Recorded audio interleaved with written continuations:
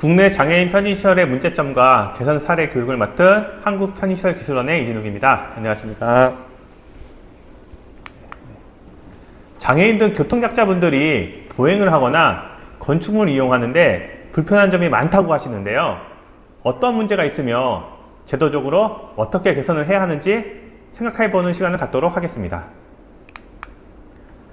오늘 교육은 교통약자 이동편의시설 설치 실태 및 문제점, 장애인 편의시설 유지관리 실태 및 개선 방안에 대해서 좀 말씀을 드리겠습니다.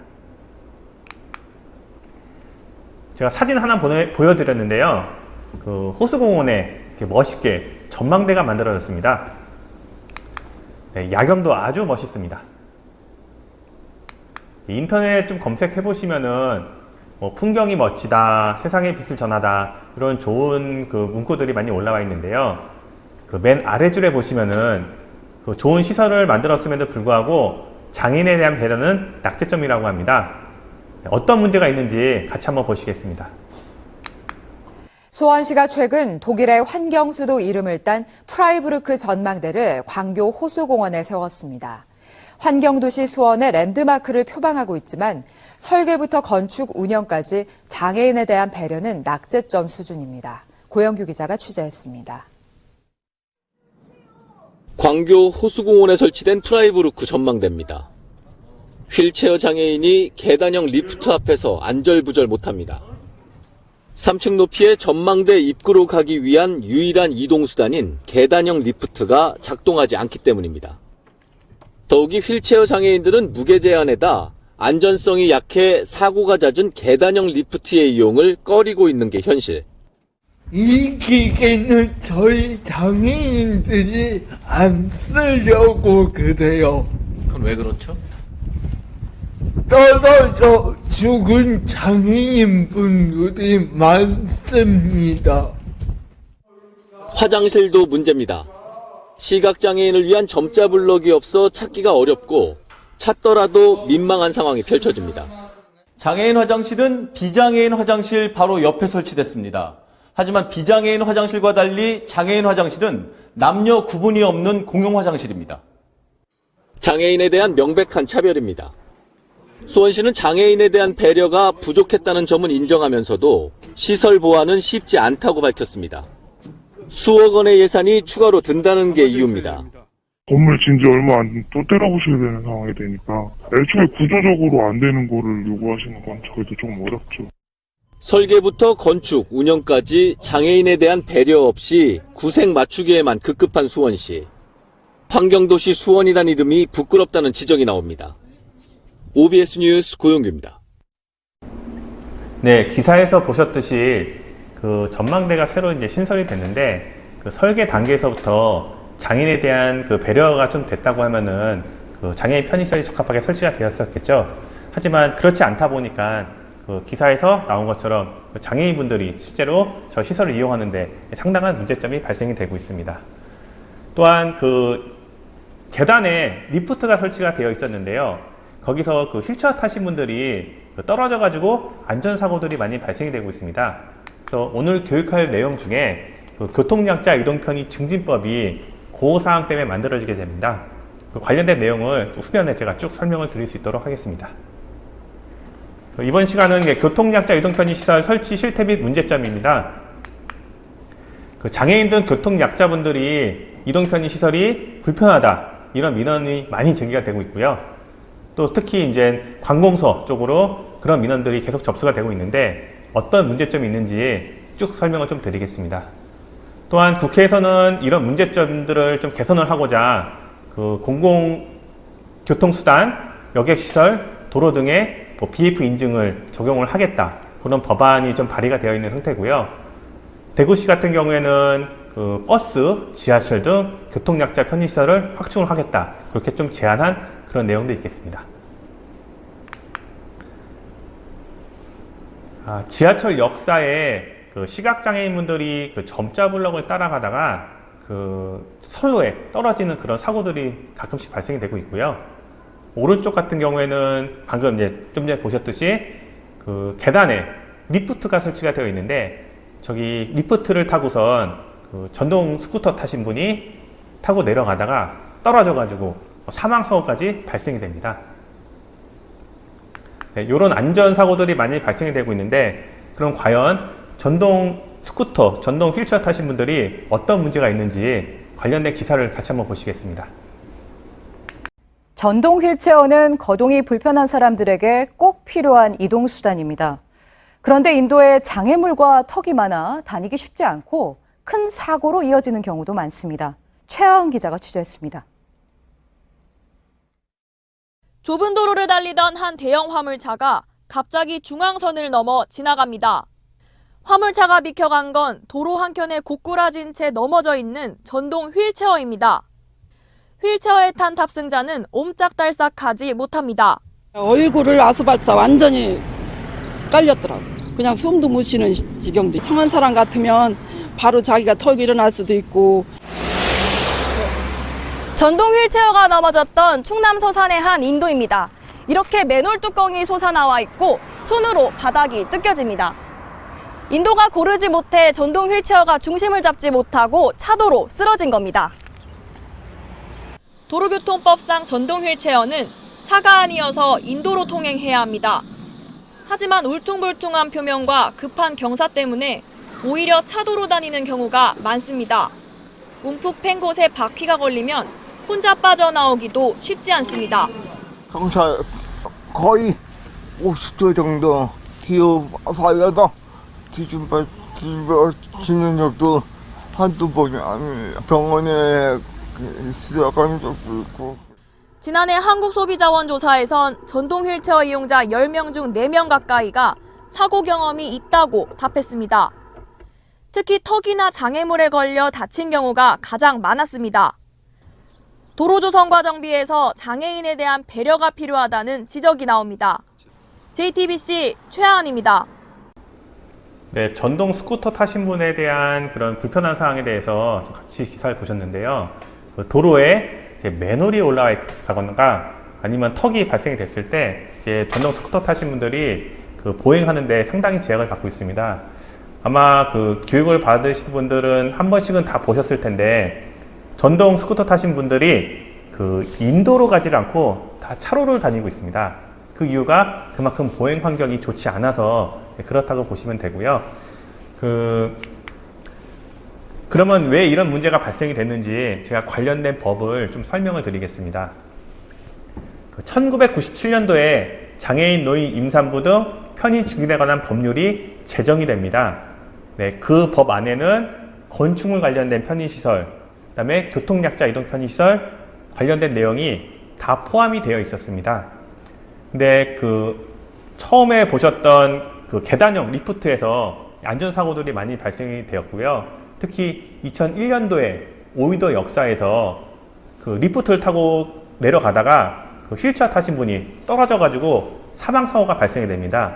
그래서 장애계에서 이제 그 관련된 법을 좀 많이 강화를 해달라, 편의시설을 좀 많이 설치를 해달라, 이렇게 좀 요구를 많이 하셔가지고 2005년도에 그 관련된 법에서 분리가 돼서 교통약자 이동 편의 증진법이 별도로 제정이 됩니다. 그래서 그 두 가지 법이 이제 분리가 됐다는 거, 그게 좀 중요하고요. 그래서 이제 장애인 등 편의법, 건축물 관련된 편의시설은 그 보건복지부에서 소관을 하게 되고, 교통약자 이동 편의 증진법은 국토교통부에서 소관을 하게 됩니다. 2001년 지하철역 휠체어 리프트에서 추락한 지체 장애인의 죽음에서 시작된 장애인의 이동권 확보운동. 장애인도 버스를 타고 싶다는 당연한 권리를 위해 그들은 차가운 아스팔트에 몸을 내던졌습니다. 결국 지난 2004년 교통약자의 이동편의 증진법이 제정됐습니다. 버스와 여객시설, 비행기, 도로 등 모든 교통수단을 비장애인과 동등하게 이용할 수 있도록 법적 근거가 마련된 겁니다. 저상버스를 도입하고 휠체어 이동 설비가 장착된 특별교통수단, 즉 장애인 콜택시를 도입하고 있습니다. 그리고 오래된 역사의 엘리베이터와 에스컬레이터를 설치하고 있습니다. 네, 아마 이 법이 만들어지면서 이제 지하철 역사에 승강기가 이제 만들어지게 되는 거고요. 아마 또 이제 한 번씩은 보셨거나 이제 타보셨을 텐데, 그 리프트 차량이 장착된 특별 교통수단이 있습니다. 그게 이 법이 생기면서부터 추가적으로 도입이 되기 시작된 겁니다. 이 두 가지 관련된 법을 좀 설명을 드리자고 하면은 장애인 등의 편의법, 그 건축물 관련된 편의시설은 그 04년도에 이제 그 장애인 단체에서 그 보조 사업으로 지정을 받습니다. 그리고 07년도에는 이제 기초 지자체에서 그 장애인 편의시설 점검을 해야 된다는 관련된 조례가 만들어지고요. 15년도에는 이제 보건복지부에서 그 BF 인증을 의무화를 시켜서 그 국가 및 지방자치단체에서 신축하는 건축물은 의무적으로 BF 인증을 받도록 의무화를 시켰습니다. 또한 같은 연도에 그 장애인 편의시설은 적합성 확인을 반드시 받아야 된다. 이렇게 그 법으로 정해가지고요. 그 민간 건물은 의무적으로 적합성 확인 대행기관에 그 지정된 그런 기관에다가 그 사전 검토를 하도록 그렇게 의무화가 됐습니다. 현재까지 이제 그 관련된 내용들이 계속 강화가 되다 보니까 건축물 관련된 편의시설은 계속 그 강화가 되고 있고요. 특히 이제 올해 2021년도 12월 달에는 그 공원하고 민간 건물까지 BF 인증 제도가 확대가 될 예정에 있습니다. 하지만 교통약자 이동편의 증진법은 그 장애인 등의 편의법에서 분리가 되고 나서 그 뭐 저상버스라던가 특별교통수단에 대해서는 계속 도입이 되고 있는데 좀 전에 보셨던 그 기사처럼 보행 환경에 대해서는 이 점검할 수 있는 제도가 좀 이렇게 강화가 되지 않다 보니까 계속해서 이제 보행에 대한 그 불편한 사항이 민원이 계속 제기가 되고 있는 게 현실이 되겠습니다. 또한 그 지자체 그 관련된 부서가 주무 부서가 워낙 이렇게 다양하다 보니까 뭐 교통정책과라든가 건설과 도로과 등등 해가지고 부서가 워낙 그 다양하다 보니까 이 업무를 컨트롤할 수 있는 그런 그 컨트롤 타워가 없다는 게 이 법의 가장 큰 단점이 되겠습니다. 그래서 이 관련된 문제점들이 계속 그 제기가 되고 있다 보니까 그 교통약자 이동편의 시설도 이제 BF 인증을 의무화 시켜야 된다 그런 그 얘기가 나와가지고요. 현재는 지금 예정에 되어 있는데 2022년부터 그 교통약자 이동편의 시설도 BF 인증 의무화가 되는 걸로 현재 법이 그 개정이 되고 있고요. 세부적으로 어디까지 그 인증을 받아야 될지에 대해서는 현재 논의 중에 있겠습니다. 그럼 그 교통약자 이동편의 시설, 특히 이제 보행 환경이 왜 불편한지에 대해서 제가 사진을 보면서 좀 설명을 드리겠습니다. 일단은 순서는 뭐 왼쪽에서부터 좀 설명을 드릴 거고요. 그 왼쪽 위에 사진을 보시면은 그 저희가 이제 항상 이용하는 보도에 이렇게 가로수가 이렇게 올라와 있습니다. 가로수가 이렇게 설치가 되어 있다 보니까 실제로 그 유효폭이 원래는 법적 기준으로 이제 1.5m 이상 그 유효폭이 나와야 되는데요. 그렇지 않다 보니까 저 나무하고 벽 사이로 휠체어 타신 분이나 유모차가 그 통과하기에는 상당히 좁은 그런 그 보도들이 상당히 많습니다.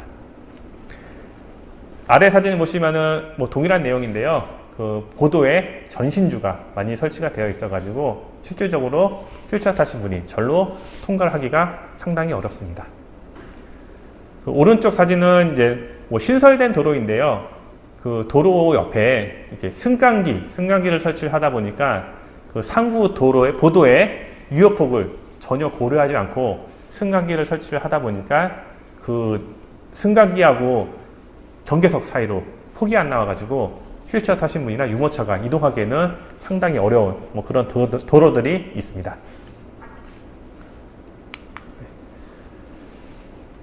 그 보도 같은 경우에는 이제 시간이 지나면은 계속 마모가 됩니다. 그래서 마모가 되면은 이제 그 휠체어 타신 분이나 유모차가 이동하기에는 좀 많이 불편한 사항들이 발생이 되고 있는데요. 제때 이제 요 도로를 보수를 해 주셔야 되는데 그렇지 않다 보니까 통행에 대한 제약이 많이 발생이 되고 있습니다. 그 오른쪽 아래 사진 보시면은 그 도로 한가운데 이렇게 맨홀이 설치가 되어 있는데 그 맨홀이 현재 사진에 보시는 것처럼 변형이 되어 있습니다. 변형이 되어 있다 보니까 그 위로 뭐 휠체어라든가 전동 스쿠터가 지나가기에는 좀 제약이 많은 그런 뭐 맨홀 덮개가 되겠습니다. 예, 요 사진은 이제 횡단보도 사진인데요. 횡단보도는 그 횡단보도 폭만큼 그 단차 제거가 되어 있어야 되는데, 이 사진에서 보시는 것처럼 횡단보도임에도 불구하고 이렇게 턱이 있습니다. 그래서 저기는 뭐 휠체어 타신 분이나 전동 스쿠터, 전동 휠체어가 타고선 올라갈 수 없는 그런 횡단보도가 되겠고요. 저런 현장이 상당히 많습니다. 아마 오늘 교육 받으시고 이렇게 주변에 다녀보시면은 저기 횡단보도인데 턱이 있구나 라는 뭐 그런 횡단보도들을 많이 보실 수가 있을 겁니다. 아래 사진 보시면은 그 도로에 그 우수 덮개, 배수로 덮개가 설치가 되어 있는데, 저 덮개는 법적 기준으로 1cm 또는 2cm 미만으로 설치가 되어 있어야 되는데, 보시는 것처럼 그 간격이 상당히 넓습니다. 그 간격이 넓을 때는 이제 어떤 문제가 발생이 되느냐 하면은, 그 휠체어 타신 분이 앞바퀴가 저게 빠져가지고 통행하는데 좀 제약이 됩니다. 또한 그 시각장애인 분들이 흰 지팡이를 짚고선 이렇게 이동을 하시는데, 저 맨홀 그 틈 사이로 지팡이가 걸리다 보니까 넘어지는 사고들도 가끔씩 발생이 되고 있습니다. 또한 그 여성분들이 이제 하이힐을 신고 다니시는데, 그 하이힐 뒷굽이 저 구멍에 걸려가지고 넘어지는 사고들도 발생이 되고 있습니다. 그래서 맨홀이 설치가 되어 있을 때는 항상 그 덮개의 간격은 2cm 미만으로 설치를 해야 되는데, 그렇지 않은 맨홀들이 많이 있습니다. 다음은 이제 저명블럭입니다. 저명블럭도 마찬가지로 시간이 지나면은 마모가 되기 때문에 제때 보수를 해줘야 되는데, 그 사진에 보시는 것처럼 그 보수가 되어 있지 않다 보니까 저명블럭으로서 역할을 못하는 그런 저명블럭이 현재 도로상에 많이 있습니다. 또한 그 아래 사진 보시면은 선형블럭 같은 경우에는 시각장애인 분들이 안전하게 그 통행을 할 수 있도록 안전한 방향으로 유도가 되어 있어야 되는데, 그 지금 사진에 보시는 것처럼 선형블럭이 횡단하는 방향 쪽이 아니라 차로 쪽으로 안내가 되고 있습니다. 앞이 잘 안 보이시는 시각장애인을 위한 편의시설이다 보니까 시각장애인 분들은 저 선형블럭을 따라서 차로로 이동하도록 되어 있어서 안전사고에 항상 노출이 되고 있습니다.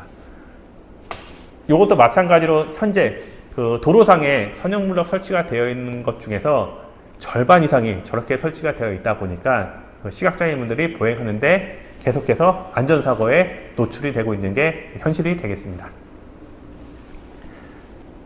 오른쪽 사진 보시면은 그 횡단보도 폭만큼 저명블럭이 설치가 되어 있어야 되는데, 뭐 보시는 것처럼 새로 이렇게 신설된 도로인 것 같은데도 그럼에도 불구하고 지금 횡단보도 폭만큼 저명블럭이 설치가 안 되어 있는 뭐 그런 사례가 있겠고요. 맨 아래쪽 사진을 보시면은 잘 보이실지 모르겠지만 그 횡단보도에 폭만큼 점형 블럭으로 설치가 되어 있어야 되는데, 지금 저 현장 같은 경우에는 선형 블럭으로 설치가 되어 있습니다. 그게 이제 그 시각장애인분들한테는 그 정보에 대한 전달을 해줘야 되는데, 저 블럭 자체가 어떤 의미인지 모르고선 현장에서 이제 시공을 하다 보니까 저렇게 좀 부족한 사례들이 발생이 되고 있습니다. 다음은 버스 정류장입니다. 버스 정류장도 정류장 폭만큼 저명블럭이 그 두 줄로 이렇게 설치가 되어 있어야 되는데, 사진에 보시는 것처럼 대부분의 버스 정류장에 저명블럭이 설치가 되어 있지 않습니다. 아마 요것도 그 교육을 받고 나서 그 현장에 나가 보시면은 아마 많이 보실 수가 있으실 겁니다. 다음은 볼라드입니다. 볼라드는 그 시각장애인 분들한테는 지뢰밭이라고 하죠.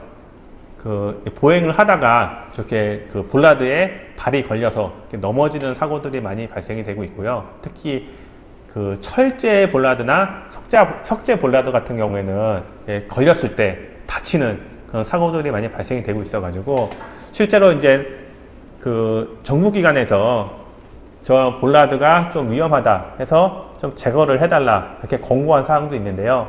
실질적으로 저 볼라드의 역할이 불법 주차를 방지하기 위해서 설치를 하다 보니까 아직까지 현재 도로상에 많이 존치가 되고 있습니다. 혹시 그 불법 주차 방지를 위해서 볼라드가 설치가 필요한 그런 구간이라고 하면은 그 좀 충돌을 방지할 수 있는 그런 그 제품의 볼라드를 설치를 해가지고 보행하시는 분들이 부딪혔을 때 사고가 발생이 되지 않도록 아니면은 좀 다치지 않도록 하는 그런 제품의 설치가 매우 중요하겠습니다. 다음은 여객시설 및 정류장입니다. 지하철 역사에 접근을 하기 위해서는 바닥 마감이 평탄하게 마감이 되어 있어야 되는데 저 사진에 보시는 것처럼 바닥이 판석 형태로 되어 있다 보니까 울퉁불퉁합니다. 저기로 뭐 휠체어 타신 분이나 유모차가 이동하기에는 좀 매우 부적정한 그런 바닥 마감이 되겠고요. 아래 사진 같은 경우에는 이제 공항에 대한 공항 내부에 있는 주차장입니다.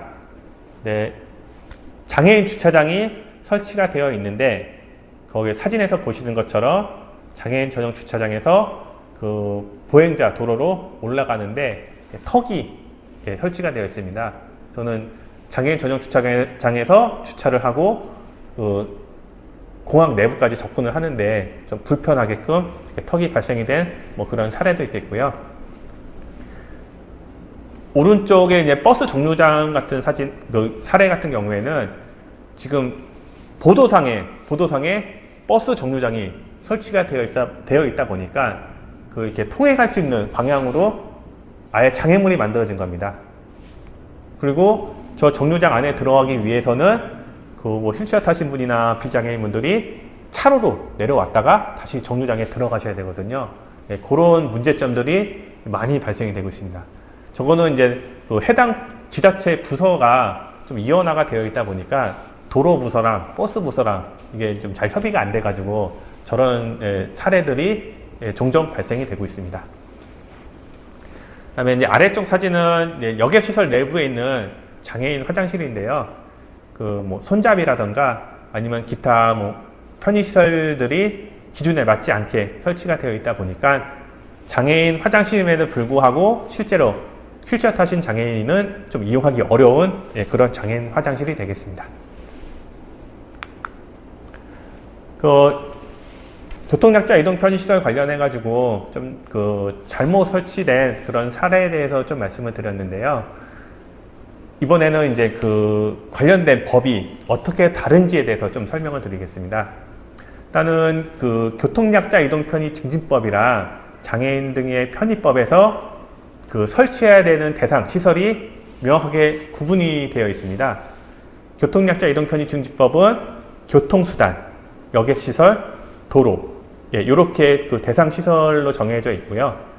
장애인 등의 편의법에서는 공원, 공중이용시설, 공공건물, 공동주택 등으로 이렇게 규정을 하고 있습니다. 그래서 건물이라고 하면은 이제 장애인 등 편의법이라고 보시면 되고, 그 뭐 도로라든가 교통 관련해서는 교통약자 이동 편의 증진법이라고 이렇게 좀 구분하시면은 좋으실 것 같습니다. 그래서 좀 전에 제가 말씀드렸듯이 그 소관부서도 교통 관련은 국토부에서 소관을 하고 있고요. 그 건축물 관련된 편의시설은 보건복지부에서 현재 소관을 하고 있습니다. 네, 이 두 가지 법을 설명을 드린 이유가 뭐냐면은 유사한 법임에도 불구하고 실질적으로 그 세부 설치 기준이 약간씩 다르다 보니까 실제로 설치하시는 분이나 이용하시는 분들이 좀 많이 그 헷갈려 하십니다. 그래서 이런 그 설치 기준에 대해서 통일이 좀 필요하다는 좀 그런 말씀을 드리고 싶고요. 뭐 몇 가지만 좀 설명을 드리자고 하면은 교통약자 이동편의 증진법에서 출입문에 대한 유효폭은 0.8m 이상으로 되어 있는데 그 건축물 관련된 그 편의시설에 대한 출입문은 0.9m 이상으로 이렇게 되어 있습니다. 뭐 10cm 차이라고 하지만 실제로 설계하시는 분이나 이제 설치하시는 분들은 요 10cm 때문에 다시 설계를 하거나 재공사를 해야 되는 그런 그 불편한 사항들이 종종 발생이 되고 있습니다. 또한 이제 뭐 장애인 화장실 같은 경우에는 교통약자 이동편의 증진법에서는 그 장애인 화장실 규격을 1.4에서 1.8m 이상이 되도록 이렇게 그 규정을 하고 있는데 건축물 관련된 장애인 등 편의법에서는 1.6m에서 2m 이상으로 설치하도록 이렇게 최근에 이제 개정이 됐습니다. 그리고 또 개정이 된 거에 대해서 그 다른 법이 좀 따라가줘야 되는 그런 부분들이 있는데 그렇지 않다 보니까 약간의 차이가 발생이 되고 있습니다. 그래서 요 관련된 법이 조금 상이하다 보니까 그리고 또 그런 문제점들이 많이 발생이 되다 보니까 어떻게 개선을 해야 되는지 좀 그 개선 방안에 대해서 말씀을 드리겠습니다. 교통약자법하고 장애인 등 편의법이 그 운영 부처가 다르다 보니까 계속해서 이제 민원이 발생이 되고 있고요. 그래서 이 법을 통합해서 운영하는 방안이 어떤가 좀 그런 개선 방안에 대해서 좀 말씀을 드리겠습니다. 현재 국회에서도 이 관련된 내용들이 검토가 되고 있는데요. 아직 뭐 시행이 되거나 본격화된 뭐 그런 단계는 아니라고 보시면 될 것 같습니다. 네, 두 번째는 교통약자법에 의한 기준 적합성 확인 제도가 좀 활성화되어야 되지 않겠냐 좀 그런 말씀을 드리겠습니다.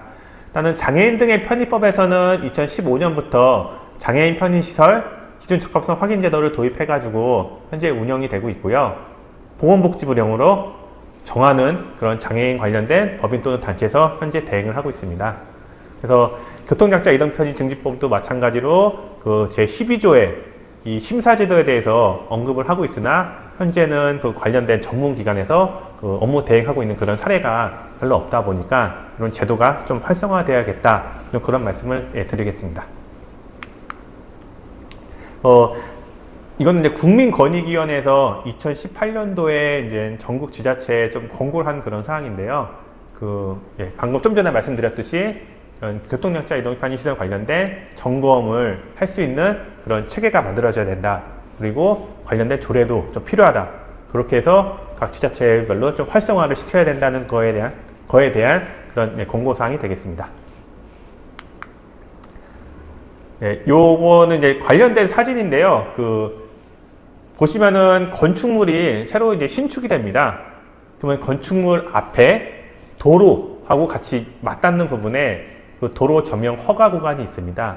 거기에는 이제 건축주가 관리하기에도 좀 애매한 부분이 있고요. 도로부서에서 관리하기에도 좀 애매한 사항들이 있습니다. 그러다 보니까 저 사진에서 보시는 것처럼 그 접전 부분에 항상 횡경사가 발생이 되거나 단차가 발생이 돼가지고 실제로 보행하시는 분들한테는 저기가 이제 장애물이 될 수밖에 없는 그런 상황이 많이 발생이 되다 보니까 저런 부분들을 점검을 하거나 확인을 할 수 있는 그런 제도가 지자체에서는 반드시 좀 만들어져야 되지 않겠냐 그런 좀 말씀을 드립니다. 지금까지 그 교통약자 이동편의 시설 관련된 내용을 좀 말씀을 드렸고요. 이번에는 그 장애인 편의시설 유지관리 실태에 대해서 간략하게 좀 말씀을 드리겠습니다. 일단은 건축물 관련된 장애인 편의시설은 법이 강화가 돼서 의무적으로 뭐 BF 인증을 받는다던가 편의시설 적합성 확인을 받아야 되는 그런 사항으로 이제 많이 강화가 돼서 편의시설 설치는 계속 잘 되고 있는데 실질적으로 이제 장애인분들이 내가 건축물을 이용하는데 불편하다 그런 민원 사항도 끊이지 않게 나오고 있습니다. 그런 이유가 뭔지에 대해서 조금 이제 찾아봤는데 편의시설 설치가 되어 있음에도 불구하고 유지 관리가 안 되거나 제거하는 그런 사례들이 많다 보니까 실질적으로 그 장애인분들이 약자분들이 건물을 이용하는데도 아직 많이 불편하다. 그런 사항들이 계속 얘기가 나오고 있습니다. 어떤 내용들이 있는지 설명을 드리겠습니다. 요 내용은 법사항인데요. 서두에도 제가 좀 말씀드렸듯이 1998년도에 장애인 등 편의법이 만들어졌고요. 그래서 신축을 하거나 증개축, 재축, 대수동 등 건축 행위가 발생됐을 때는 의무적으로 이제 편의시설을 설치를 해야 됩니다. 그래서 이제 그 장애인 등 편의법 시행령 별표 2에 각 대상 시설별로 어떤 편의시설을 설치해야 되는지 법으로 아예 규정화되어 있고요. 한 가지 설명을 드리자고 하면은 그 국가 및 지방자치단체 청사 같은 경우에는 매개시설, 내부시설, 위생시설, 안내시설까지 의무사항으로 되어 있고요. 그 의무 조항에 대해서는 그 편의시설이 반드시 설치가 돼야 되는 그런 항목으로 보시면 되겠습니다. 자, 이제 문제점에 대해서 이제 사진을 보면서 설명을 드리겠습니다. 그 좌측 사진은 그 실제적으로 건축물이 준공이 되거나 사용 승인이 됐을 때 그 당시의 사진이고요. 오른쪽 사진은 1년 또는 2년 뒤에 다시 한번 그 현장을 갔을 때 그 현장에서 발생되는 그런 상황에 대한 사진입니다. 그 두 가지 사진을 비교하면서 제가 설명을 좀 드리겠습니다. 좌측 사진은 준공 당시 사진이고요. 보시는 것처럼 출입문 앞에 단차가 제어가 되어 있고요. 점자 블럭이 잘 설치가 되어 있었습니다. 근데 1년 뒤에 다시 점검을 해봤더니 저렇게 턱이 발생이 됩니다. 그리고 점자 블럭이 없어집니다. 그 출입문 접근로 부분에 그 배수로 덮개 이렇게 그 2cm 미만의 그 통로를 만들었습니다. 근데 1년 뒤에 가봤더니 저 덮개가 없어집니다. 요거는 이제 장애인 전용 주차구역인데요. 장애인 전용 주차구역을 잘 만들어 놨습니다. 표지판도 잘 설치를 해놨습니다. 1년 뒤에 다시 점검을 가봤더니 저 장애인 전용 주차구역 위에다가 휴게 공간, 파고라를 설치해가지고 장애인 전용 주차구역으로서 역할을 못하는 그런 주차장이 되어버렸습니다. 출입문 앞에 이제 그 단차를 제거하고 경사로를 설치를 했었는데요. 1년 뒤에 가보니까 다시 단차가 만들어집니다. 요거는 마찬가지로 이제 경사로를 설치했는데 오른쪽 사진을 보시면은 완벽하게 경사로가 사라져 버립니다. 이런 문제들이 계속 발생이 되고 있고요. 내부 시설로 들어와서 장애인 화장실입니다. 그 사용 승인 당시에는 대변기 측면에 그 손잡이가 기준에 맞게 잘 설치가 되어 있는데 오른쪽 사진에 보시는 것처럼 추후에 손잡이가 바뀝니다. 기준에 맞지 않는 손잡이가 되어버린 거죠. 이 사진을 보시면 더 명확하게 보이실 텐데요. L자형 손잡이가 수직으로 설치가 되어 있어야 되는데 1년 뒤에 가보니까 바닥으로 변경이 됐습니다. 그러니까 사용하시는 분들이 이제 좀 이렇게 변형을 해가지고 사용하는 경우가 많이 있으신데 실제로 저렇게 그 수직 손잡이가 아래로 내려갔을 때에는 휠체어 타신 분이 저 손잡이를 잡고서 대변기까지 접근이 좀 어려운 그런 상황이 되겠습니다. 요거는 L자 손잡이가 없어집니다.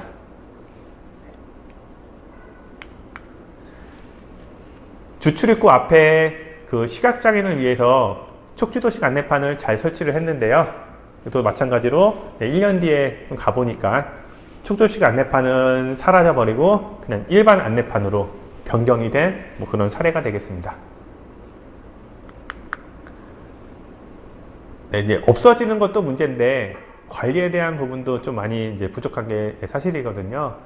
그 장애인 화장실 같은 경우에는 공간이 넓다 보니까 특히 이제 청소하시는 분들이나 환경 미화하시는 분들께서 그 화장실 내부에 이제 청소 도구를 갖다가 보관하는 경우가 상당히 많이 발생이 되고 있습니다. 이렇게 세탁기도 갖다 두시고요. 심지어 저는 TV까지 본 적도 있습니다. 이 사진을 보시면은 좀 심각하다는 것을 많이 이제 느끼실 텐데요. 그러니까 장애인 화장실은 1년에 한 분이 오시든 10분이 오시든 항상 이용이 가능하도록 유지 관리가 되어 있어야 되는데 그렇지 않다 보니까 실제로 그 휠체어 타신 분들이나 그 몸이 좀 불편하신 분들은 장애인 화장실을 이용하시는데 상당히 많이 불편하다 그런 말씀들을 많이 하고 계십니다.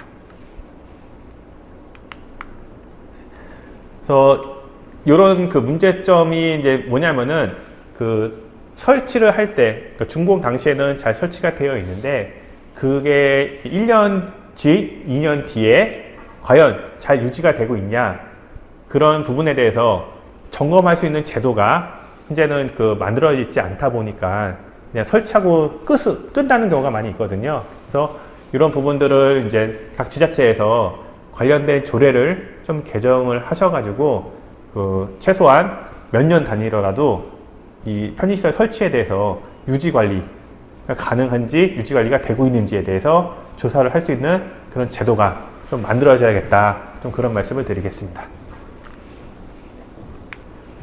자, 마지막으로 제가 사진 몇 장을 보여드리고 이제 교육을 마치도록 하겠습니다.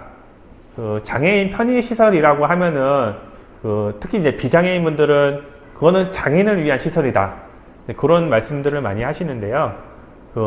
그래서 제가 이 사진을 좀 준비를 했습니다. 그러니까 지금 이게 지하 상가인데 선형 블럭이 쭉 깔려져 있습니다.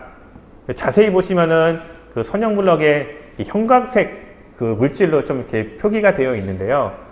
실질적으로 이제 평상시에는 시각장애인을 위한 선형 블럭 편의시설이 되겠지만, 만약에 화재가 나거나 정전이 됐을 때는 저 형광 물질만 따라가면은 안전하게 대피가 가능하도록 외부 통로까지 연결이 되어 있습니다. 그거는 이제 장애인뿐만 아니라 비장애인도 충분히 같이 이용할 수 있는 그런 시설이 될 것입니다. 이 사진은 약실을 위해서 계단을 걸을 때마다 저렇게 LED 등이 나오도록 계획을 했습니다. 설치를 했는데, 실제로 이렇게 설치를 하다 보니까 약신 장애인뿐만 아니라 특히 이제 비장애인분들도 재밌어가지고 저렇게 많이 저쪽으로 이동을 하고 계시고 있고요. 실질적으로 많이 사용을 하고 계시고 있습니다. 그러면은 계단에서 발을 헛디딜 그럴 위험성이 좀 많이 이렇게 떨어지겠죠. 자, 이 사진은 이제 초등학교입니다. 초등학교 정문에서 주출입구까지 이제 의무적으로 선형 블럭을 설치하도록 되어 있어가지고 저렇게 바닥에 선형 블럭이 설치가 되어 있는데, 저렇게 설치를 하고 나서 보니까 초등학생들이 학교 이제 등하교를 할 때 저 선형 블럭을 따라서 학교 안까지 등하교를 하게 됩니다. 그러니까 다른 데를 이렇게 삐져나가지 않고요. 바로 이렇게 안전하게 통행이 가능하도록 이렇게 이용하는 것을 봐서는 장애인 편의시설이지만 정말 비장애인도 잘 활용을 하고 있구나, 그런 사례에 대해서 좀 설명을 드렸고요. 마지막으로 영상을 한 편 보시겠습니다. 이 영상은 이제 사진에 보시는 것처럼 뒤편에는 기차 역사고요. 밑으로는 이제 판매시설 백화점입니다. 사진에서 보시는 것처럼 좌측에는 경사로, 오른쪽에는 계단이 설치가 되어 있습니다. 장애인이나 비장애인이 어디로 이동하시는지 한번 같이 영상을 보면서 좀 설명을 드리겠습니다.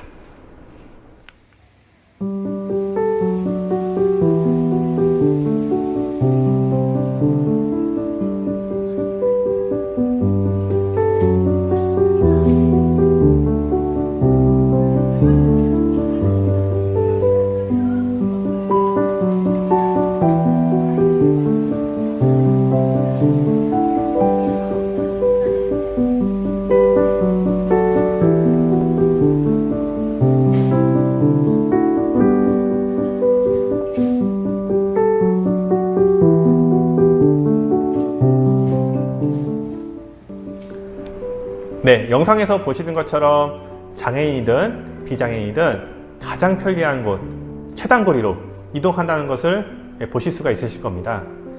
이런 내용을 참고하시면은 장애인 편의시설을 조금 더 이해하시는데 도움이 되지 않을까 해서 제가 영상을 준비했고요. 이게 바로 모두를 배려한 유니버셜 디자인이지 않을까, 그런 좀 말씀을 드리겠습니다. 네, 이것으로 제 강의를 모두 마치도록 하겠습니다. 감사합니다.